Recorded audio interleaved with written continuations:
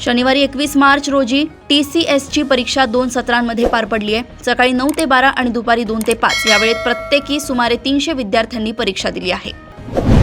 शुक्रवारी भोकरदन तालुक्यातील वडोदा तांगडा येथे गणेश एकनाथ तांगडे यांची लग्न न झाल्याच्या नैराश्यातून विष प्राशन करून आत्महत्या केली आहे। या घटनेमुळे गावात हळहळ व्यक्त होत आहे। गेल्या 2 दिवसात झालेल्या अवकाळी पावसामुळे बीड जिल्ह्यात 156 हेक्टरवरील पिकांचं नुकसान झालंय। 262 शेतकरी बाधित झाले असून पंचनामे सुरू आहे। पाथरी हद्दीत पोलिसांवर हल्ला प्रकरणी 6 आरोपींना अटक करण्यात आली आहे। सेलू न्यायालयाने त्यांना 3 दिवसांची पोलीस कोठडी सुनावली असून दोघांचा शोध सुरू आहे। जलजीवन मिशन अंतर्गत 30 योजनांपैकी केवळ 4 पूर्ण तर उर्वरित 26 प्रगतीपथावर आहेत। नागरिकांना अजूनही पाण्यासाठी भटकंती करावी लागत असून रस्त्यांचीही दुर्दशा झाली आहे।